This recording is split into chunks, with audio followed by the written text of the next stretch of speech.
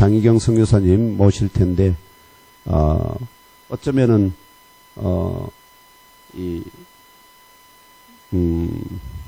성경에, 현숙한 여인의 한 사람 나오는데, 그 현숙한 여인의 한 사람이 우리 어쩌면 장희경 선교사인지도 모르겠다 하는 그런 마음이 듭니다. 남편을 세우고, 또 하나님 나라를 세워가고, 가문을 일으키는 아주 귀한 여인으로서, 또 중보 기도자로서 하나님 나라를 세워가는 우리 장희경 선교사님 박수로 환영합시다.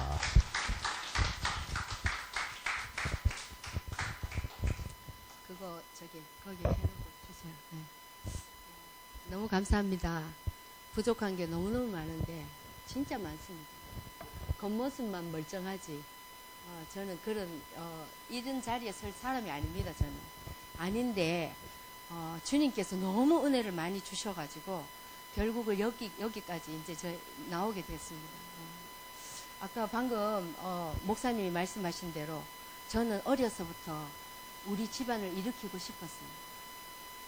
그 마음이 있었습니다. 제 속에. 저는 정말 보잘것없는 사람이었는데 저희 김성 교사님과 마찬가지로 저희 집도 예수를 제대로 안 믿는 집안이었고 우리 어머님 말씀에 의하면 시집 와서 150일을 한 달에 1년 중에 150일을 제사를 지냈답니다.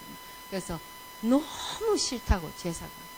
그래서 어머님이 나중에 나이 드셔서 예수를 믿으시고 이제 권사님 되시고 난 다음에 사시는데 아버지는 돌아가시고 우리 시아버지 시어머니도 다 돌아가셨는데 제가 13살이 되었을 때 낭창이라고 병이 들었습니다. 그래서 그거는 내 속에 있는 그 어떤 것이 그게 이제 영어로 얘기하면 루퍼스인데 그때 당시 한국에는 루퍼스라는 이름이 없었습니다. 병명이 없었고 의사들이 잘 몰라서 병원에 갔더니 낭창이라고 한국말로 이제 중국말로 그렇게 얘기하시는데 그게 어떤 병이냐면 다리를 피면 아파서 오그리질 못하고 오그려 놓으면 이제 아파서 피지를 못하고 제가 국민학교 5학년 때인데 그리고 머리가 너무 아파서 견딜 수 없어 그러니까 울 수밖에 없는 그 아픔을 아이가 참지를 못하니까 너무 아파서 엉엉 울 수밖에 없었는데 아버지가 이제 걱정이 되셔서 병원에 여기 대구 파티마 병원을 제가 갔습니다.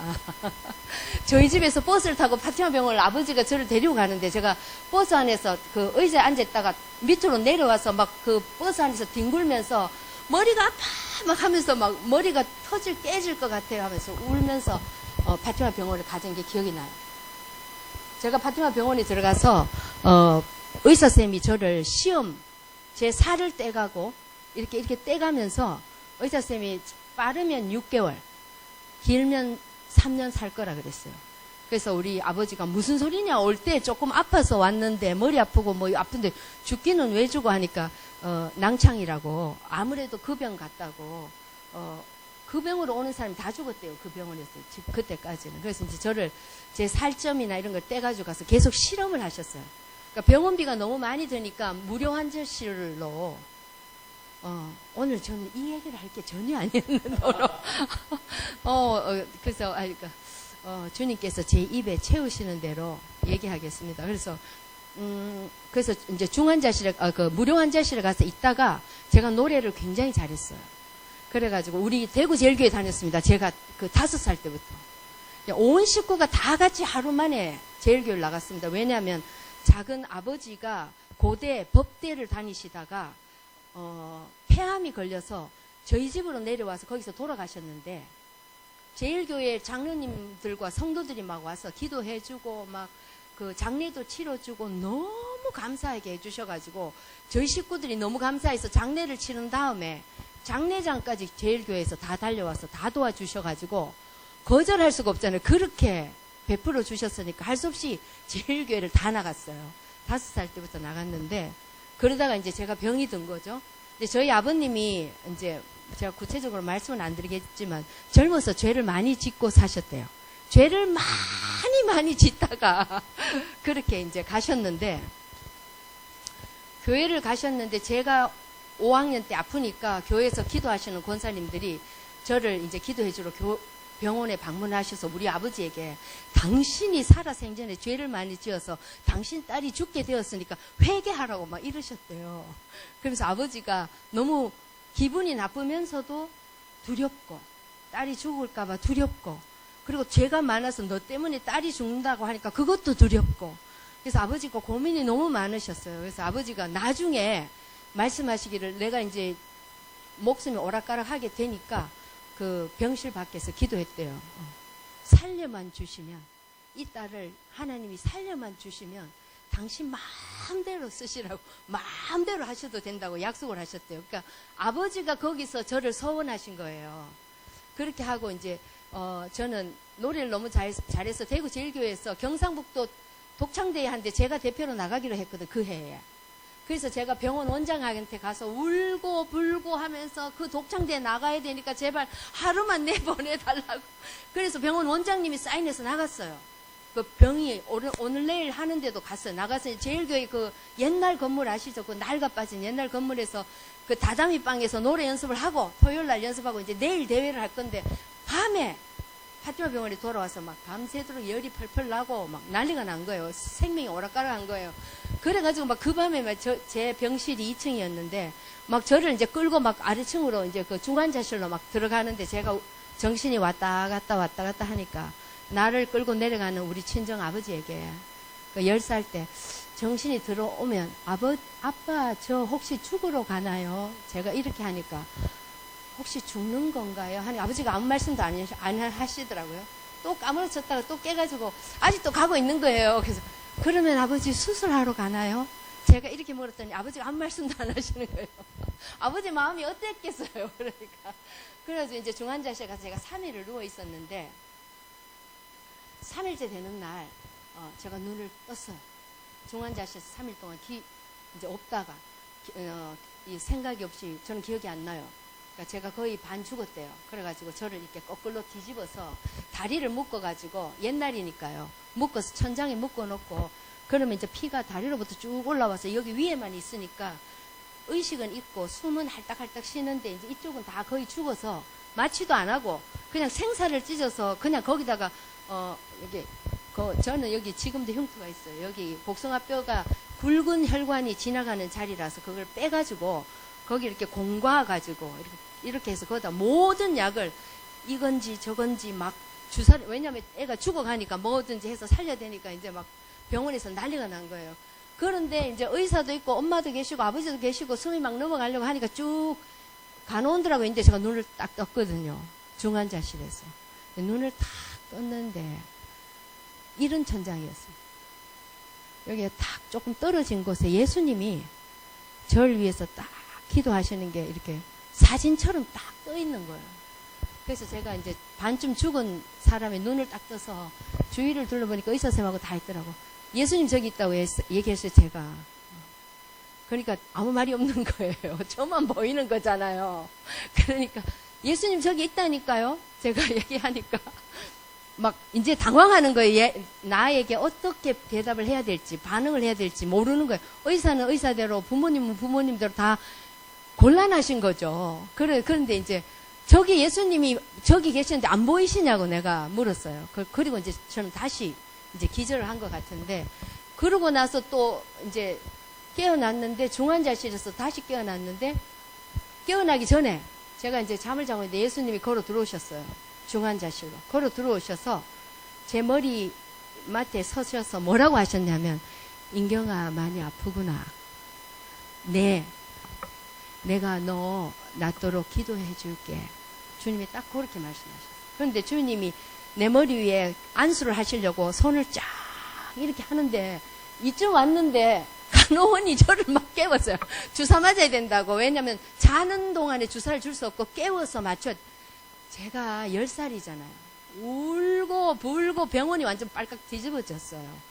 예수님이 고래고래 고함을 지면서 예수님이 지금 딱 기도하려는데 간호원이 깨워서 기도를 못 받았어요. 나 지금 예수님이 나 낫게 기도해 주신다고 했는데 언니가 나 깨워서 주님 손이 여기까지밖에 안 왔단 말이에요 하면서 막 하니까 이제 다 모두가 다 당황을 하신 거죠. 지금 생각해 보면. 그리고 나서 제가 매일매일 괜찮아져서 이제 중환자실에 좀 더 있었는데 파티마 병원 뒤에가 수녀원이 있는 거 아십니까? 지금도 있습니까? 제가 거기 한번 방문해 봐야 될 것 같아요. 아, 그렇습니까? 그 수녀원들이 그때 당시 한 20대 초? 수녀들이 그 중환자실 문 저 앞에서 문 조금 열어가지고 막 자기들끼리 날 쳐다보고 가는 거예요. 그럼 왜 저분들이 와서 날 보나 이런 생각했는데 나중에 제가 크고 나서 생각하니까 본인들이 그 수녀원에서 그 앞에 있는 파티마 병원에 있는 환자들을 위해서 날마다 기도했을 거 아닙니까? 그런데 어떤 애가 예수님을 봤다 그러지. 근데 낭창이라서 죽을 줄 알았는데 살았다 그러지. 하니까 이 수녀님들이 제가 지금 중보기도 엄청 하거든요. 내가 기도했는데 내가 기도했는 그 사람이 살아면 내가 그거 안 가보겠습니까? 그 사람들의 마음이 이해가 되는 거예요. 수녀님들 마음이. 아, 그때 엄청 기도하고 있었구나. 그 젊은 수녀들이 자기 평생을 바쳐서. 근데 어디서 애가 하나 들어왔는데 예수님을 봤다고 예수님이 와서 기도해 주셨다 그러고 맨날 막 꿈에 뭐 여기를 갔니 저기를 갔니 이제 어리니까 막 나불나불 그거를 다 떠들어 다녔어요. 어른 같으면 혼자 하고 있었을 텐데 애니까 막 사람들 만나면 얘기를 하니까. 그래서 그때 꾼 꿈 중에 하나 굉장히 지금까지도 의미가 있는 꿈이 하나 있어요. 물론 예수님이 살려주시고 이런 것도 의미가 있지만 아브라함 같으신 분이 이렇게 보좌에 앉아 계신데 저와 어떤 다른 사람 둘이가 그분 앞에 서 있었어요. 저는 굉장히 애고 아직 어린애고 초라하고 저는 그랬었거든요. 제가 볼 때. 근데 이 옆에 있는 사람이 남자 같은데 기분이 별로 안 좋은데 보지는 않았어요. 그냥 누가 서 있는데 그 사람이 이 아브라함 같이 생기신 분이 날 위해 뭘 갖고 오라 그랬어요. 나한테 준다고. 근데 이 사람이 그때 당시엔 이 사람이라고 생각해요. 이 사람이 상자를 하나 갖고 왔어요. 이게 내 거라고. 그래서 문을 딱 여니까 그 안에 막 뱀하고 막 이런 게 막 들어 있었어요. 그러니까 아브라함이 화를 먹같이 내시면서 왜 이런 거를 들고 왔냐고 당장 갖고 가서 딴 거 갖고 오라 그랬어. 그래서 그 사람이 그냥 깨갱하고 가서 딴 상자를 갖고 왔는데 열어보니까 면류관이 요만한 게 들어있었어요. 금면류관이. 그래서 그거를 제 머리에 씌워주셨고 네 거는 이거라고 말씀하셨는데 그때는 내가 10살이라 그게 무슨 뜻인지 몰랐어요. 근데 내가 지금 이제 선교사로 31년을 사역을 하고 또 너무 많이 기도하고 하나님의 말씀이 깊어지고 또 믿음이 자라고 이렇게 하면서 금면류관을 그때 이미 주셨는데 원래는 나한테 내가 한 행위 내가 살아온 10살이지만 내 행위나 내 삶은 아까 그 사단이 갖고 와서 나를 고소하면서 이 장인경이라는 애는 10살밖에 안 살았지만 죄가 이렇습니다 막 이렇게 막 하면서 그 뚜껑을 열었던 그 뱀 그런 것들이 내가 원래 받아야 할 건데 예수 그리스도께서 내 죄를 다 사하시고 그것을 다 없애시고 대신에 금면류관을 주시는 거였구나라는 그 꿈은 지금까지도 제가 잊을 수가 없어요. 그 꿈이 굉장히 복음적이라는 생각이 어른이 되고 난 다음에 그것이 굉장히 말씀과 부합하고 굉장히 복음과 가깝다라는 걸 알기 때문에 저는 그 말씀을 믿는데 오늘 제가 이 교회에 오면서 제가 준비한 건 다른 것이지만 제가 그렇다고 해서 그 이후로 내 생이 행복했냐? 아닙니다. 몹시 힘들었습니다. 상상할 수 없을 만큼 힘들었습니다. 왜냐하면 육체는 살려주셨어요. 주님이 나를. 육체는 살려주셨는데 밤마다 누가 와서 목을 졸라요. 그러니까 가위에 눌린다고 얘기하죠. 그게 거의 6학년 때부터 고등학교 심지어는 제가 이집트에 가서 선교사로 선교 사역할 때까지 가끔씩 있었어요. 그러니까 그게 떠나지 않았어요. 저를. 제가 선교사로 헌신하고 그렇게 금식하고 기도하고 몇 년 동안 철야 기도를 한 번도 안 빠지고 하고 산을 올라다니고 방언을 하고 심지어는 방언을 하고 방언 통역을 하고 이 모든 은사가 올 때까지도 제게서 그게 완전히 떠나지 않았어요. 근데 얘가 차츰차츰 그 힘을 내게로부터 잃어가요. 나는 걔보다 훨씬 갈수록 세지고 얘는 점점 쪼그라드는데 수십 년이 걸린 거예요. 근데 우리 아버지도 어머니도 아버지도 시어머님도 시아버지도 다 예수를 안 믿었는데 제가 시집을 가기 전에 아버지 어머님이 다 거듭나셨고 그냥 교회를 다니시는 게 아니고 진심으로 예수님을 믿고 죄사함을 받았다고 믿고 되셨고 내가 시집을 가봤더니 김을건 선교사 외에는 아무도 안 믿는 거예요. 그런데 우리 시아버지 시어머니가 다 돌아가실 때 우리 시아버지는 돌아가시기 직전에 아파서 수술을 2번이나 하셨거든요. 이게 식도암이 걸리셔서 수술 2번 하고 저희 집에 오셔서 돌아가시기 직전에 하나님을 보시고 하나님 저기 있다고 말씀하시고 그리고 한 2, 3일 있다 돌아가셨어요. 시아버지는. 시어머니도 아까 내가 식당에서 간증을 했는데 어머님이 우리 형님들도 교회를 다니시고 근데 이제 우리 어머님이 시어머님이 제가 시집을 갔을 때 참 이해할 수 없었던 것이 이상한 분이다라고 생각했어요. 제가 26세 시집을 갔는데 26살짜리가 생각할 때는 이상하신 분이다라고 생각이 들었어요. 왜냐하면 상식이 통하지 않고 고집을 막 부리시고 화를 내지 말아야 되는데 막 화를 내시고 또 금방 화를 내시다가 또 금방 팍 괜찮아지셨다가 막 이러시는 거예요. 그래서 어릴 때는 내가 몰랐는데 제가 지금 박사학위 공부 중에 있습니다. 제가 상담 쪽으로. 그러니까 우울증, 공황장애 뭐 이런 거 있죠. 정신병 이런 쪽으로 제가 박사학위 중인데 공부를 나이가 들어서 해보니까 우리 어머니 아버지 세대가 우리 삼촌 고모 세대가 6.25 겪었죠. 일제시대 겪었죠. 제 친정아버지는 연세가 많아서 저를 놓으셨으니까 일제를 겪으셨거든요. 그러니까 그 모진 세월을 너무 두렵고 불안하고 사방을 둘러봐도 도와줄 사람도 없고 그러니까 맨손으로 맨힘으로 자기들이 그렇게 돈을 벌고 자식 키우고 병들어도 이 나라에 뭐 병원이 변변찮은 게 있었습니까? 뭐 좋은 학교가 있었습니까? 뭐 부모님들이 돈이 많고 교육을 잘 받아서 교양 있게 저희를 가르쳤습니까? 아무것도 못했잖아요. 그러니까 정말 옛날에는 쫓겨나고 두드러 맞고 호적에서 파고 뭐 이런 말을 그냥 쉽게 하셨잖아요. 그런 뭐랄까요? 술 드시고 담배 피우시고 분노에 가득 찬 아버지가 많은 나라예요. 우리나라가. 이해가 되세요? 그런 부모가 우리를 키우셨어요. 그런 아버지 옆에서 그런 남편 옆에서 사랑 못 받고 인정 못 받고 죽도록 일을 해도 욕만 먹는 그리고 돌았으면 할 일이 있고 돌아서면 일이 있는 그 일들을 다 감당하면서 자식을 키운 게 우리 어머니시라고요.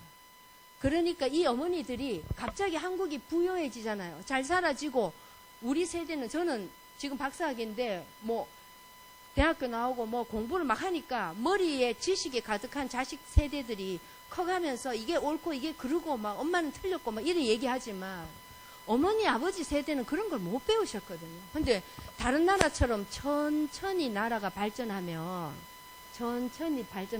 같이 이렇게 이해가 되면서 늙어가면 되는데 우리나라는 막 갑자기 교육도 올라가고 막 갑자기 가난했다가 점점 부유해지니까 이런 거를 못 배운 상태에서 너무 부유해진 거예요. 지금 우리나라가. 그러니까 세대와 세대 사이에 통하지 않는 것이 정상이에요. 그리고 교회도 찢어지게 가난해서 우리 다 초가상가에서 예배 드리고 어떤 목사님은 지금도 간증하시잖아요. 그 비닐하우스에서 교회 시작했다고. 몇 명 앉았던. 그렇게 해서 한 교회가 지금 한 보세요. 얼마나 기라성 같은 교회 건물을 번뜩번뜩 그러니까 이게 너무 빨리 된 거예요. 그러니까 우리가 이것을 소화할 수가 없는데 우리 내면 세계가 우리의 머리가 따라갈 수 없는데 이게 막 급속도로 발전했는데 저는 이번에 한국 와서 생각하기를 저는 한국을 위해서 기도하거나 뭐 우크라이나 전쟁을 위해서 기도하고 러시아 기도하고 이스라엘 기도하고 전 중보자예요. 저는 하나님께 기도하라고 부르심을 입은 자이기 때문에 오늘 제가 여기 온 것은 여러분들 가운데 중보자들이 분명히 있어서 저를 여기 보내신 겁니다. 왜냐하면 제가 미국에서 오기 전에 한국을 놓고 기도할 때 한국의 어머니들이 기도에 불을 받아서 은사를 받아서 기도하는 어머니가 되게 해달라고 기도하다가 왔거든요. 그러니까 여러분은 지금 한국이 이렇게 급속도로 변해가는데 교회가 더 커가고 뭐 이런 것도 중요하지만은 어머니들은 무릎 꿇고 앉아서 하나님 앞에서 눈물로 하나님 앞에서 우리를 불쌍히 여기소서, 내 자식을 불쌍히 여기소서, 내 손자 손녀를 불쌍히 여기소서, 우리의 교회가 사라지는 것이 아니고 정말 제대로 된 믿음을 가지고 제대로 된 교회의 역할을 하는 성도들, 교회가 남아있을 수 있도록 그렇게 하시옵소서. 하나님, 그런 기도를 하셔야 돼요. 부자가 되게 해달라. 이런 기도는 too late. 있어 너무 늦어요. 이미 다 지나갔어요, 옛날에. 그래서 저는 야곱을 좋아했어요. 야곱이 에서가 받아야 할, 형이 받아야 할 영적인 모든 축복을 사모했거든요. 그래서 야곱이 꾀를 썼죠. 어떻게 했어요? 육신적으로, 인간적으로 자기 왜 그 양털 다 이렇게 자기 몸에 붙여서, 형은 왜 털이 많은 사람이고 자기는 매끈한 사람이니까 아버지가 다 늙어서 이삭이 눈이 안 보이는데 자기가 가서 나 에서입니다라고 얘기하면 아버지가 꾸중하실 테니까, 그래서 쫓겨날 테니까 그 아버지 형처럼 그 가죽 다 입혀가지고 가서 아버지 속였죠. 야곱은 아버지를 속여서라도 하나님에게 그 택함 받은 아브라함의 아들 이삭인 아버지를 속여서라도 하나님의 축복을 받고 싶었어요. 저는 그 열망이 있었어요. 제가 10살 때 교회를 가보니까 우리 아버지는 아직 예수를 믿기는 믿는데 교회만 왔다 갔다 하시니까 성품이 안 바뀌었어요. 아직 세상적인 성품, 거친 성품, 화내고 분노하고 거친 성품 그대로 갖고 교회를 다니시는데, 교회를 가서 목사님하고 이렇게 보면 성품이 너무 좋고 인자하신 분들이 계세요. 나는 그게 너무너무 부러웠어요. 내 아버지가 그렇게 됐으면. 이게 너무 늦었어. 아버지는 이미 60 넘었고 너무 늦었어. 그러면 내가 그런 여자가 되리라. 나는 야곱처럼 하나님의 축복을 반드시 받으리라. 나는 기도를 시작했으니 내가 지금부터 10년, 20년, 30년 하나님이 내게 축복하실 때까지 나는 기도를 그치지 아니하리라. 하나님이 내 기도를 그치게 하시려면 응답을 하시든지, 아니면 나는 절대로 당신 앞에서 물러나지 않을 겁니다. 당신이 나를 축복하실 뿐더러 내가 이 영적인 권위를 받을 때까지 나는 끝까지 달려갈 겁니다. 저는 늘 그러고 교회 다녔어요. 그러고 다녔는데 물론 가위가 눌리고 뭐 살기가 힘들고 했지만은 그럼에도 불구하고 교회는 계속 다녔어요. 그냥 왔다리 갔다리 교회만 다녔는데 대학교 1학년 때 철야기도 가가지고 주님 앞에 얘기했어요. 주님께서 내 낭창 병 살려주긴 살려주셨는데 가위 맨날 눌리고 나 사는 게 너무 힘들어요. 그러니까 하나님께서 나에게 오늘 밤에 내가 알아차리도록, 내가 알아듣도록, 내가 그때 20살이잖아요. 알아듣도록 나를 사랑하시는지 안 하는지, 내 인생에 관심이 있는지 없는지 말씀하지 아니하시면 이 산을 내려가서 나는 하나님을 떠날 겁니다. Why? 왜냐하면 내 장인경이라는 인간에게 관심이 없는 하나님을 내가 왜 섬기리까? 하나님께서 내게 관심이 없으면 나도 당신에게 관심을 끊을 겁니다. 이제는 교회도 안 다니고 나는 하나님이 있든지 말든지 상관도 없고 난 내 길로 갈 겁니다. 이렇게 얘기했어요. 그날 새벽에 기도를 하고 있는데 입에서 방언이 나왔어요. 근데 방언이 딱 나왔는데 아무것도 없고 딱 2가지만 떠올랐어요. 하나는 뭐냐면 내가 하나님께서 내가 알아차리게 응답을 하나 달라고 했는데 방언이 입에서 나오니까 내 귀에 들리잖아요. 한국말이 아니고 뭐 이런 말이 나오잖아요. 그래서 이거 뭐지? 한번 계속 해봐야 되겠다. 혹시 하나님이 준 건지도 모르니까 확인을 해봐야 될 거 아닙니까? 그래서 막 계속 입에서 나오는 대로 했더니 방언이 그 밤에 2번, 3번, 4번 다른 걸로 바뀌면서 새벽녘 되니까 유창하게 방언이 나오는 거예요. 그러니까 내가 생각에는 하나님 내 기도에 내가 알아들을 수 있도록 응답하셨어요 지금. 그리고 둘째, 하나님이 나한테 관심이 있다는 뜻이죠. 세상에 인간들이 많은데 그 많은 인간 중에 나에게 관심이 있다는 말씀이죠. 내가 이거 2가지 그냥 생각하면서 내려갑니다. 그래서 집에 가서 아직도 방언이 나오나 집에 가서 방문을 걸어 잠그고 이불을 뒤집어 쓰고 해봤어요. 딱 나오더라고, 방언이. 나오네. 다음날 아침에 일어났어요. 눈 뜨자마자 이불 속에서 또 해봤어요. 방언이 또 나와요.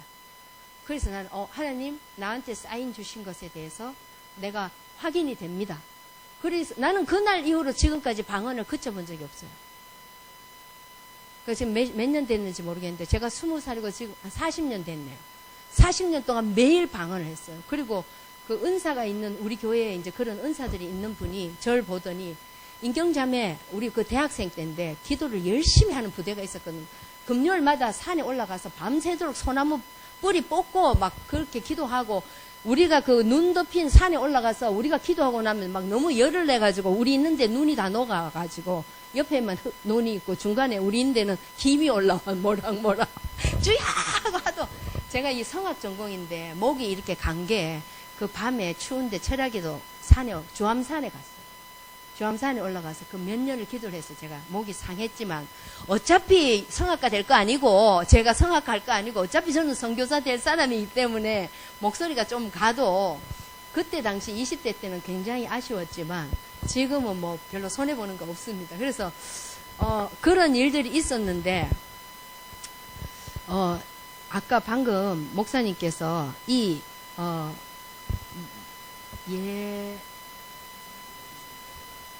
교회 이름이요. 예몸 교회에서 이렇게 목사님께서 바라시는 하나님 앞에 바라고 구하고 얻고 싶은 게 계속 지금 예배 드릴 때 말씀하셨는데 뭐냐면 우리를 통해서 우리 교회를 통해서 우리 몸을 통해서 하나님께서 영광을 받았으면 좋겠다라고 계속 기도하시잖아요. 그러면 첫째는 저는 그렇게 생각해요. 제가 그렇게 오랫동안 기도한 사람이어서 첫째는 누가 복을 받아야 되냐 하면은 교회가 아닙니다. 목사님이 아니고 장인경 김일권 선교사가 아닙니다. 가장 첫 번째 복을 확실하게 받아야 될 사람은 여러분들입니다. 여러분들이 복을 충만하게 받아서 감당할 수 없게 되면 일을 하게 되어 있습니다. 이거 일을 쥐어짜서 하는 게 아니고 기도를 쥐어짜서 하는 게 아니고 기도를 하지 않으면 견딜 수 없어서 기도가 나오는 겁니다. 그렇게 되면 기도가 쉬워지고 날밤을 세우는 게 쉬워집니다. 내 기도하는 그 시간이 가장 즐겁기 때문에 기도를 하는 것이 되려면 뭘 해야 되냐면 하나님 앞에 축복을 받아요.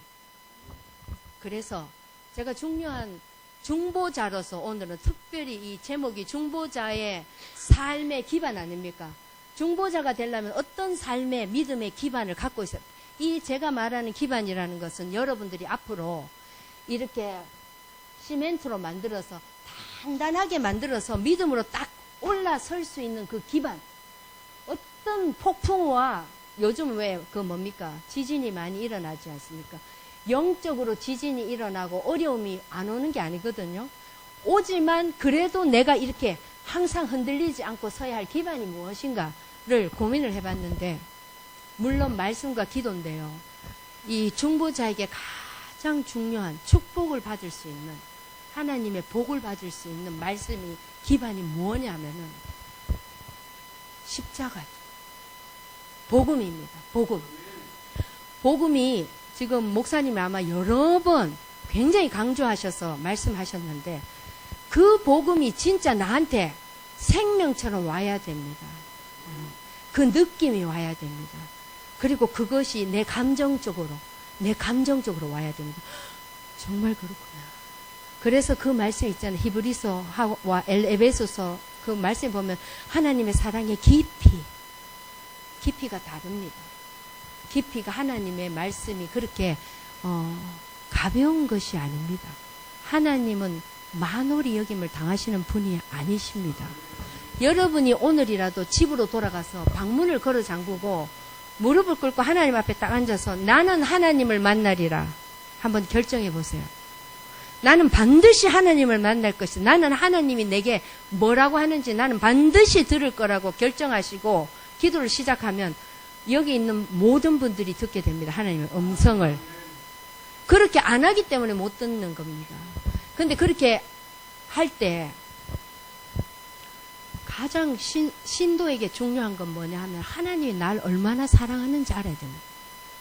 남편이 날 버려도, 자식이 다 날 배반해도, 재물이 날 버려도, 내가 육신이 망개져서 다쳐도, 모든 것이 나를 거부하고 거절해도 예수 그리스도가 나를 얼마나 사랑하는지를 확실히 알고 있어야 됩니다. 그거 없으면 내가 말하는 이 기반 위에 올라설 수가 없습니다. 이게 없으면 어려움이 올 때마다 흔들립니다. 믿음이 흔들립니다. 하나님이 가까이 계신 것 같았다가 멀리 계신 것 같았다가 기도를 장인경 선교사 같은 사람이 와서 이렇게 얘기를 하면 아 그래 하나님이 하겠지 했다가 내가 가고 나면 좀 있다가 또 다 없어졌다가 이것이 뭐냐면 기반이 없다는 얘기거든요. 흔들립니다. 여기가 흔들려서 그러는 건데 이 흔들리는 기반을 붙잡으려면 예수님이 성함이 어떻게 되십니까? 예. 윤희를 위해서 당신이 태어나기 전에 태초부터 계획하시고 생각하셔서 몇 년도에 태어나셨습니까? 71년 몇 월 며칠입니까? 5월 25일 날 내 어머니는 기뻐하셨는지 안 기뻐하셨는지 모르겠고 내 아버지는 반가워했는지 안 했는지 모르겠지만 그 자리에 어머니께서 당신을 낳으실 때 하나님이 거기 있었고 어머니가 당신을 놓을 때 거기 있었고 하나님이 어머니가 육체의 손으로 받기 전에 성령께서 당신을 어머니의 뱃속으로부터 받아서 성령의 품에 끌어안고 말씀하시기를 내 아들이다. 내가 태초부터 기다렸던 내 아이가 오늘 태어났다. 다른 사람이 뭐라고 말해도 나는 이 아이를 사랑하고 기뻐한다. 그리고 이 아이가 자라면서 죄를 지을 것인데 죄를 짓고 삶이 엉망이 될 건데 내가 내 아들 예수 그리스도를 보내서 이 아이의 죄를 다 사해 줄 거야. 짓기도 전에 죄를 짓기도 전에 그렇게 하나님이 정하신 것이 예수 그리스도이십니다. 그 사랑이라 말하면 그 사랑 위에 서야 흔들리지 않는 겁니다. 세상 분포화가 너무 심하고 말씀에 보면은 사단이 너희를 밀가부르듯이 하려고 채판 위에 올려놓고 막 친다고 했잖아요. 인간이 누가 그 채판 위에서 나를 치는데 자빠지지 아니할 인간이 누가 있습니까? 내가 자빠져도 날 사랑하신 주님께서 여기 계신다.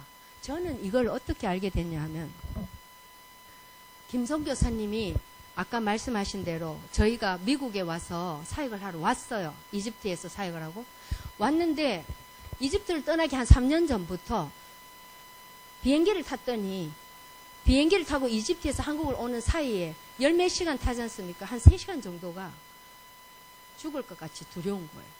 두려움이 확 비행기에 앉아있는데 몰려오는데 미칠 것 같은 거예요. 근데 어떤 두려움이냐 하면 내가 이 하늘에서 땅바닥으로 떨어져서 쪼각 나서 박살이 돼서 죽을 것만 같은 두려움이 내 마음을 사로잡고는 1초도 쉬지 않고 3시간을 연속적인 두려움으로 저를 쳤어요. 그러니까 제가 그때 선교사였지 않습니까? 그래서 방언도 하지 않습니까? 응답도 많이 받았지 않습니까? 그동안. 그래서 눈을 감고 방언으로 3시간 기도를 하고 나면 이제 좀 괜찮아지면 이제 오고. 처음엔 그랬어요. 그랬더니 그 다음에는 이제 버스를 못 타겠네요. 버스를 타고 서울에서 공항에서 내려가지고 대구를 오는데 그 대구 경부 고속버스를 타고 오는데 앞에 앉아 있었더니 그 유리창으로 그 아스팔트가 벌떡 일어서더니 나를 향해 달려와요. 그러니까 막 와서 이렇게 칠 것 같은 그런 두려움에 정말 죽을 것 같은 두려움에 떨었는데 그게 나중에 제가 지금 정신 그쪽에 공부를 하고 있지 않습니까? 박사학위를. 그게 뭐냐면 공황장애예요.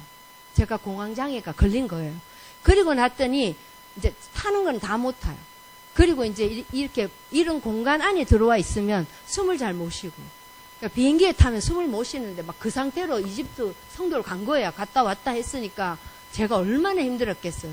그랬는데 이거를 기도만 하고 잘 참아야지 하고 기도를 참고 막 이랬더니 이게 병이 더 와전이 된 거예요. 그래서 이제 우울증이 왔어요. 편집증이 생기고 불안장애가 왔어요. 제가 여기 계신 노인들 중에 불안장애 많습니다. 우리나라에 대부분의 노인들은 우울증이 있고 불안장애가 있습니다. 한국 사람들은. 왜냐하면 그 전쟁 시대, 그 어려운 시대를 거쳐왔기 때문에 대부분 그것이 크냐, 적냐, 그거 차이지 다 있습니다. 그러니까 그게 이상한 게 아닙니다. 그런데, 그렇게 그것이 막 올 때, 제가 막 심각할 때 김성 교사님이 가슴을 가르고 심장 수술을 한 거예요. 그래갖고 김성 교사님 수술 시키시고 하나님이 나는 병에 걸려 있고 막 난리가 난 거예요. 그래서 기도를 하려고 앉았는데 깜깜한 거예요. 아무것도 안 보여요. 그래가지고 기도를 못 하는 거죠. 그리고 찬양이 안 나와요. 목구멍으로. 노래를 부를 수가 없어요. 왜냐면 우울증이 심해지면 기쁘지가 않기 때문에 말도 하기 싫고 사람도 만나기 싫고 찬양도 못하고 성경도 못 읽어요. 근데 그 기간이 3년이나 갔어요. 3년이 지났는데 어느 날 주로 공황장애가 이제 그 뒤에 약도 먹고 이제 정신과 의사도 만나고 제가 이제 이렇게 해서 정신과 닥터한테 가서 내가 지금 증상이 이렇고 이런데 어떻게 생각하십니까? 하고 물었거든요. 의사 선생님으로서 어째 생각하냐니까 저보고 정말 심각한 고비는 딱 꺾어진 것 같아요. 지나갔는데 그래도 너무 힘드니까 계속 그렇게 참으면 너무 힘드니까 힘들 때만 약을 먹으라고 약을 지어줬는데 그 약이 저하고 너무 잘 맞아서 그 약만 먹으면 평온한 거예요. 마음이 평온해요. 그래서 나이 드신 분들 주위에 우울증, 공황장애 이런 걸 너무 힘들어하면 참지 말고 가서 약 좀 드시라 하세요. 요즘은 약이 너무 좋아져가지고 굉장히 좋은 약이 너무너무 발전이 돼가지고요. 이거 왜 오래 먹으면 왜 내성이 생기고 그런 것도 거의 없어요. 없고 그 약도 짧게 그러니까 약하게 먹어도 금방금방 듣거든요. 그러니까 그렇게 주위의 분들 너무 끙끙 앓고 막 괴로워하고 너무 나이가 들었는데 성질을 계속 내시는 분 있죠. 그 안에 내면에 어려움이 있어서 그러니까 평안을 위해서 약을 약간 먹는 것도 괜찮아요. 근데 하루는 이제 제가 이제 이런 걸 알게 되죠. 내가 그러면서 제가 그때 석사학위를 공부하고 있었어요. 지금은 박사학위지만 석사학위 상담을 공부하면서 책을 보니까 내 병이 이런 거고 이런 건 거예요. 그러면 이렇게 해서 고쳐야 되겠다 하고 이제 저는 실험 상대가 남이 아니고 나예요. 그 학교에서 배운 내용을 나한테 해봐요. 이렇게 하면 될까? 저렇게 하면 되나? 그리고 막 심지어는 막 화가 엄청 나잖아요. 막 눈이 뒤집어지고 그 정도로 화가 나면 화를 풀려고 노력 안 해요. 저는 화를 안 풀고 속으로 이 화가 언제까지 가나 한번 보자 하고 이렇게 실험을 해봐요. 그러면 제가 제일 길게 갔던 게 일주일 지나니까요. 아무것도 안 해도 인간이라는 건 하나님이 힘을 주셔서 시간이 지나면 저절로 그 화가 극도로 난 게 쫙 깔아앉아요. 그래서 내가 그렇게 자꾸 실험을 했더니 얘 화가 내 몸에서 남아있지를 못해가지고 내가 계속 이렇게 그래 언제까지 가나 한번 보자 하고 지켜봤더니 3일, 이틀 이렇게 자꾸 주는 거예요. 그래 그 뒤로는 화가 나도 나는 화 나면 낫지 뭐 하고 난 내버려둬요. 내가 화가 났나 보다.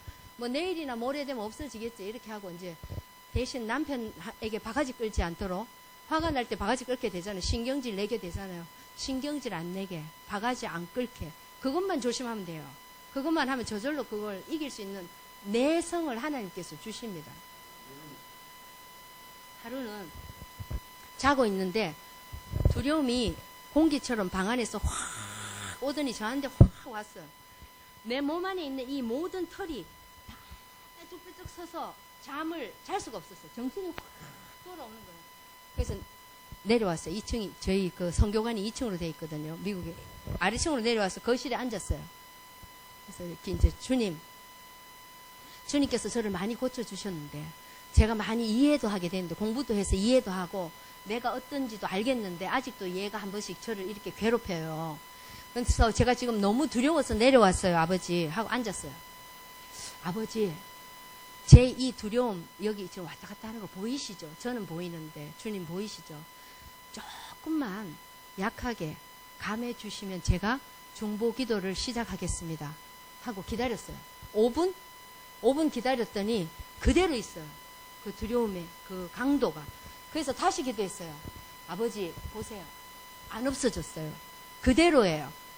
다시 기도합니다. 이 두려움을 조금만 감해 주시면 제가 기도하겠습니다 했더니 그리고 입을 다물고 가만히 있었어요. 있었는데 내 그 두려움이 쫙 내려간 게 정말 눈으로 보는 것처럼 쫙 사라지고 있어요. 그래서 제가 그랬죠. 아버지 보이시죠? 얘가 이거 없어져요. 주님 지금 없어지고 있어요. 나 이제 기도할게요. 이제 중보 기도할게요. 해서 제가 거기서 2시간 기도하고 2시간쯤 기도하니까 잠이 오는 거예요. 그래서 올라가서 잤어요. 난 지금도 자다가 그런 증상들이 가끔 일어나면 저 그냥 내려와요. 안 자요, 저는. 잠자는 거를 포기해요. 포기하고 내려와서 다 앉아요. 아버지 기도하겠습니다. 근데 재밌는 건 뭐냐면 제가 그렇게 해서 내려와서 기도를 하잖아요. 그날 밤에 하나님이 계시를 너무 많이 하세요. 얼마나 사랑하는지 나는 그것 때문에 무서워 죽겠는데 오히려 주님은 나한테 내가 널 얼마나 사랑하는지, 네가 얼마나 귀한지 막 이렇게 얘기하는 거예요. 그래서 내가 하루는 또 두려움 때문에 내려와서 기도를 하고 있는데 사랑한다고 막 하시는 거예요. 그래서 아버지 사랑하면 좀 없애주세요. 확실하게. 왜 내가 이런 걸 경험해야 돼요, 이 나이에. 이해가 안 되는 거예요. 왜 내가 이걸 경험해야 되냐. 선교사가, 사모가 왜 꼭 이걸 이렇게 몇 년씩 경험하도록, 내가 직접 느끼도록, 고통스럽도록. 그 경험이라는 고통이거든요. 이 고통을 당하게 하시냐고 물었어요. 그냥 아버지께서 낫게 해주시면 되잖아요. 했는데 주님께서 아니다라고. 그걸 내가 왜요? 했더니 너 내가 네 못 낫게 해. 내가 너를 낫게 할 수 없다고 생각하느냐? 아니요. 내가 1년 전에 2년 전에 너를 낫게 할 수 없었다고 너 생각하냐? 아닌데. 그거 아닌데. 그러면 내가 왜 병을 여기 이렇게 뒀겠냐? 몰라요. 뭔가 우리 하나님 평소 성품을 생각해 보면 이유가 있으시잖아요. 이유 없이 그냥 하시는 분이 아니잖아요. 이유 없이 나한테 그러한 고통을 수년을 주시는 분이 아니잖아요. 그래서 어느 날 깨닫게 됐어요. 그 이유는 왜냐하면 목회자들 중에, 선교사들 중에 이런 병이 있는 사람들이 저한테 옵니다. 그러면 제가 그분을 위해서 기도하고 상담도 하는데, 저는 상담만 할 뿐만 아니라 이 사람이 어떤 사람이냐, 그 병을 직접 겪은 사람이에요. 그리고 나음을 받은 사람이잖아요. 내 안에는 믿음이 있어요. 확실한 믿음. 그래서 주님이 그날 뭐라고 했냐면, 마지막에 더 놀라운 말씀은 뭐냐면은, 그래요. 주님 뜻이 계시겠죠. 내가 이렇게 이유가 있겠죠. 이유가 있어서 안 하시겠죠. 했더니 주님께서, 너는 왜 공황장애가 있는 채로, 우울증이 가득한 채로 너 나 예배할 수 없냐? 물으시는 거예요. 아니요. 나 있어도 할 수 있어요. 그래? 그럼 그냥 해. 그 병 가지고 그냥 기도해. 너 막 두려움이 막 오고 막 난리쳐도 옆으로 딱 밀어놓고, 너 여기 있어. 나한테 방해하지 마. 기도하는데 아버지하고 나하고 사이에 얘기하는데 끼어들지 마 하고 옆으로 밀어놓고, 아버지야 우크라이나가 어쩌고 저쩌고 기도할 수 있어요. 저는 그게 분리가 돼요. 분리할 수 있는 지식이 있고 지혜가 있고 영적인 명철이 있고 분별력이 있어요. 그리고 능력도 주시기 때문에, 그 하나님께서 뭐라고 하시냐면, 봐라, 너는 그런 게 있어도 기도도 할 수 있고 예배도 드릴 수 있고 사역도 할 수 있고 다 할 수 있잖아. 내가 뭐 때가 되면 다 없애줄 텐데 뭐 그런 거 그 신경 쓰지 말라는 거죠. 이 말이에요. 더 정확하게 얘기하면, 하나님이 나와 너 사이에 그 어떤 것도 간섭할 수 없다. 믿느냐? 예, 믿습니다. 그러면 믿음대로 할지어다. 그거죠. 그래서 제가 그날 주님께서 하루는 또 두려워서 막 아래층으로 내려서, 아버지 힘들어서 내려왔어요. 잠 안 잘래요. 기도할게요. 기도하다가 다시 올라가서 잠 오면 잘게요. 이러고 막 기도를 하고 있는데, 갑자기 이거 중요한 겁니다. 성부와 성자와 성령께서 쫙 나타나셨어요. 내 생각 속에. 근데 그 시간이 중요합니다. 그 시간이 오늘이 아니에요. 내가 본 그 세 분이 태초에, 만세 전에, 세상을 만들기 전에, 아직 인간이 하나도 없고 지구를 만들기 전에 하나님과 예수님과 성령님이 서 계시는데, 세 분이 이렇게 어깨동무로 안고 계세요. 세 분이. 왜? 너무 서로를 사랑하는 것뿐만 아니라 그 느낌이 있어요. 서로를 존경하고 서로를 존대하시면서 사랑하시는, 겸손하심으로 서로를 섬기시면서 사랑하는 느낌이 딱 드는데, 그 세 분 사이에 누가 있어요. 그게 만세 전이잖아요. 전 1963년도에 태어났거든요. 1963년이 아니에요. 옛날에 인간이 아직 태어나기 전인데 내가 그 세 분 사이에 거기 있었어요. 근데 성령께서 예수님 보고 아세요? 인경이가 1963년 9월 28일 날 한국에서 태어날 거예요. 그러니까 또 하나님께서 알고 있지요. 너무 기쁘지요. 너무 기쁘지요. 그러면서 주님이 뭐라고 하느냐 하면 그거를 딱 보여주면서 뭐라고 계시를 하시냐면 시간이 무엇이냐? 타임이 무엇이냐? 산다는 것이 무엇이냐? 한 점과 같은 것이 인생이고 점들과 같은 것이 너희의 인생인데 하나님께서 태초부터 영원이라는 세계 속에 너희와 함께 천국에서 찬양하며 기뻐하며 사랑하며 나와 함께 영원히 살 것이다. 날 보고 저도 상처가 많은 애거든요. 왜 시간에 얽매이느냐? 네 마음이 과거가 무엇이냐? 과거가 무엇이냐? 다 지나간 일이고 내가 너를 새롭게 만들었다고 말하지 아니하였느냐? 내가 너를 위해 죽었다고 말하지 아니하였느냐? 내가 너의 모든 죄를 사하겠다고 말했는데 넌 아직도 국민학교 때 어쨌고 유치원 때 어땠고 중학교 때 어땠고 무슨 어떤 어려움이 있었고 어떤 물질적인 어려움이 있었고 아팠고 계속 과거를 잊어라. 따라 잊어라. 잊고 지금부터는 과거를 생각하는 것이 아니고 기억하지 말라라고 말씀하셨어요. 기억은 여기서 나오는 거거든요. 네, 정신병이 다 여기서 나오는 거잖아요. 기억하지 말고. 그러면 뭘 생각하느냐? 이 머리로, 뇌로 뭘 생각하느냐? 앞으로 하나님이 너에게 줄 축복을 생각해. 네가 앞으로 하나님 앞에 얼마나 사랑받을 건지, 얼마나 하나님이 널 존귀히 여길 건지, 하나님이 네 자식을 어떻게 축복했으면 좋겠는지, 내게 와서 기도하고 네 삶이 어떻게 바뀌었으면 이 장래를 위해서 기도하고 나보고 주님께서 하나님이 보시기에 네 인생은 잠깐 스쳐 지나가는 안개니라. 거기에 너무 얽매이지 말아라.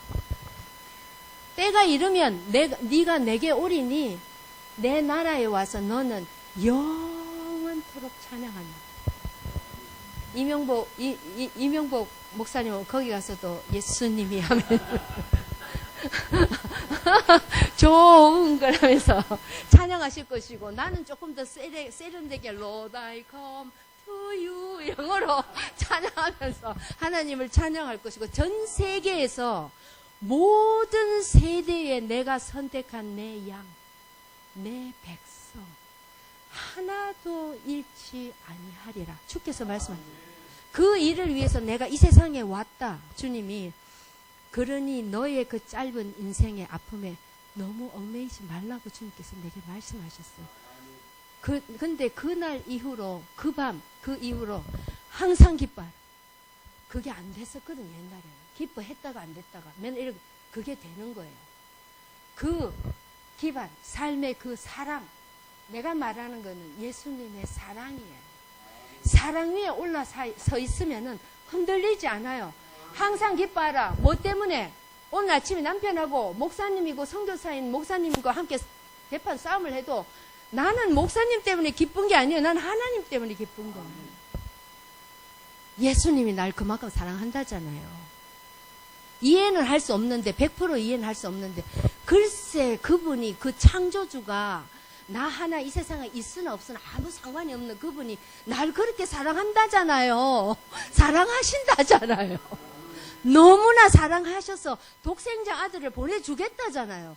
당신의 죄를 위해서 대신 죽겠다잖아요. 죽으셨잖아요. 나는 참 좋아하는 게 주님이 죽은 것만 좋아하는 게 아니고 3일 만에 부활했잖아요. 부활한 것만 좋아하는 게 아니고 난 정말 좋아하는 부분이 있는데 주님이 승천하셨죠. 하늘로 둥 또 올라가셨잖아요. 제자들이 보고 있는데 그 양쪽에서 천사들이 서서 갈릴리 사람들아 하나님 주님께서 천국 가고 계신데 왜 이렇게 멀뚱멀뚱 보고 있느냐 라고 말씀하시면서 성경에 뭐라고 하셨어요? 너희가 본 그대로 오시리라 하시면서 주님이 죽기 전에 뭐라 하셨어요? 내가 내가 가야 너희가 유익하리니. 내가 가야지만 성령이 누가 오신다고요? 성령이 오시리라. 예수님은 몸을 갖고 태어났기 때문에 이스라엘에 밖에 못 있었어요. 이스라엘에 있으면서 동시에 미국에 나타날 수 없었어요. 그때 당시에. 예수님은 육으로 태어나서 육으로 돌아가시고 천국으로 올라가셨지만 지금 성경 말씀에 어디 계신다 그랬어요? 하나님의 보좌 우편에 서서 영원한 대제사장의 갑옷을 입고 날마다 우리의 죄를 위하여 대신 하나님 앞에 제사를 드리고 예물을 드리고 계시잖아요. 그래서 우리가 나음을 입고, 그래서 우리가 고침을 입고, 그래서 우리가 죄사함을 날마다 받는 거잖아요. 그리고 예수님은 거기 계시고 그 곁에 하나님 계시고 지금 우리와 함께 이 예몸교회에 누가 계십니까? 내 안에 누가 계십니까? 성령이 오셨잖아요. 성령은 너희에게 성령이 와야만 했어요. 성경을 읽어보면 성령님은 반드시 오셔야만 했어요. 왜? 성령은 영이잖아요. 스피릿이잖아요. 영이잖아요. 몸이 아니잖아요. 그러니까 이분은 영이시기 때문에 하나님이 영이시니까 동시에 이스라엘에도 계시고 한국에도 계시고 영국에도 계시고 원하는 시간에 아무 데도 제약 안 받고 그냥 그 복음을 전해주고 싶은 사람에게 아프리카 사람이든 필리핀 사람이든 다 복음을 주실 수 있잖아요. 그분이 오늘 우리와 함께 계십니다. 이 말세에. 그렇기 때문에 우리는 중보자가 되어서 기도해야 됩니다. 내가 육체적으로 건강할 수 있도록. 왜 건강해야 됩니까? 잘 먹고 잘 살려고요? 아니요. 내가 건강해야 기도할 수 있어요. 하나님, 내가 기도의 사명을 감당할 수 있도록 육체의 건강을 주시옵소서. 기도하고 그렇게 내가 건강의 축복을 받고 난 다음에 그 튼튼한 힘으로 밤새워 기도하시면 돼요. 이해하시죠? 무슨 말씀인지. 제가 얘기를 하다 보니까 조금 흥분했네요. 많이 흥분했네요. 그래서 오늘 이 예몸교회에 와서 제가 정말 나누고 싶은 부분이 이 부분이에요. 여러분의 기반은, 삶의 기반은 물론 찬양도 하고 기도도 하고 말씀도 읽고 다 하지만 예수 그리스도의 사랑 안에 안기셔야 돼요. 그분의 품에. 마음이 불안하거든, 화가 나거든, 걱정이 되거든, 제일 먼저 주님 품에, 주님 나 지금 걱정돼요. 주님 나 지금 화나요. 짜증나요. 주님 나 너무 힘들어요. 그러니까 주님 저 먼저 좀 안아주세요. 주님이 뭐라 하셨어요? 세상이 알지도 못하고 세상이 줄 수도 없는 내 안에 있는 평안을 너에게 주겠다라고 약속하십니다. 그게 오면, 평안함이 오면 그때 기도를 시작하시면 돼요. 그렇게 평안이 오면 머릿속에 떠오를 거예요. 집사님이 생각나시든지, 목사님이 생각나시든지, 제가 생각나시든지, 대한민국이 걱정이 되시든지, 손자가 걱정이 되시면 그 다음에 그 생각나게 한 사람을 위해서 축복하고 기도하시면 돼요. 중보자의 삶이라는 거는 그런 거거든요. 그냥 하나만 더 중요한 거 말씀드리고 싶은데, 이렇게 사랑의 기반 위에 섰는데 제가 오늘 또 죄를 지었어요. 내가 생각할 때 죄를 지었어요. 주님이 뭐라 하셨어요? 저는 요즘 옛날하고 달라진 게 있어요. 회개하는 태도가 달라졌어요. 옛날에는 내가 죄를 지었다 생각이 들고 실수했다 생각이 들면 막 정죄감이 막 들면서 막 괴롭고 막 기도를 내가 이렇게 오래 했는데 이제 주님 앞에 가서 뭐라고 얘기해야 되지, 막 어떻게 이거를 해결해야 지 이렇게 했거든요. 그게 아니라고 말씀하셨어요. 아버지께서 팔을 벌리고 언제든지 달려오면 안아주실 준비를 다 하고 계시기 때문에 조용히 가서 아버지 죄송해요. 제가 또 죄를 지었어요. 용서해 주세요.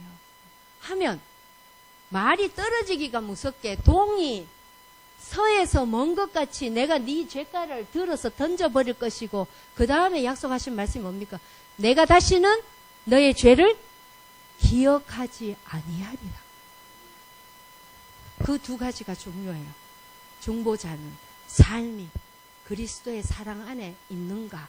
내가 아침에 일어나서 다른 일 막 밥을 하다가 뭘 하다가도 문득 서서 내가 지금 주님의 사랑을 느끼는가? 안 느껴지면 주님, 제가 주님 사랑 느낄 수 있도록, 주님의 사랑을 깨달을 수 있도록 제 마음을 다스려 주세요. 기도 잠깐 하고 또 일하시면 돼요. 뭐든지 하고 또 한참 있다가 오후쯤 돼서 주님의 사랑 안에 있나? 내가 아니면 내가 불안함 가운데 있나? 걱정 가운데 있나? 보고 걱정 막 하고 있으면 주님 나 지금 걱정하는 거 아시죠?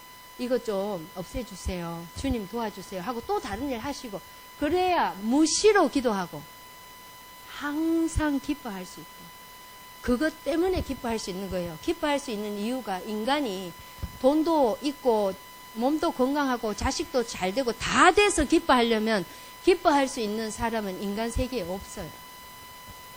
네, 그렇기 때문에 그 모든 환경에도 불구하고 우리가 기뻐할 수 있는 이유는 예수님이 날 사랑하니까. 사랑해서 그분이 생명을 바쳤으니까. 내가 그거를 믿으니까.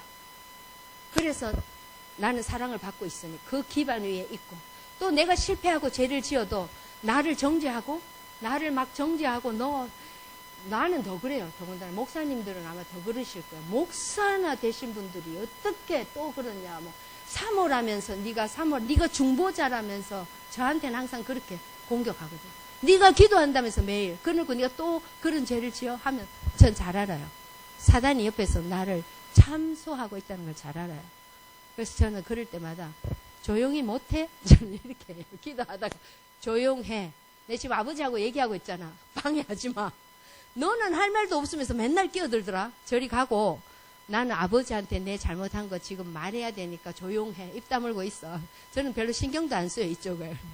아버지 아시다시피 제가 오늘도 너무 죄송해요. 아버지.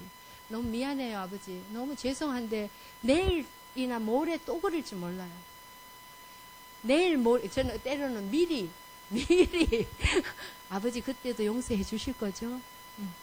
그렇기 때문에 제가 아버지 사랑하잖아요. 절 너무 사랑하시니까요. 이 사랑 안에 거하셔야 됩니다. 네. 오늘 요 정도만 하고 기도 좀 할까요?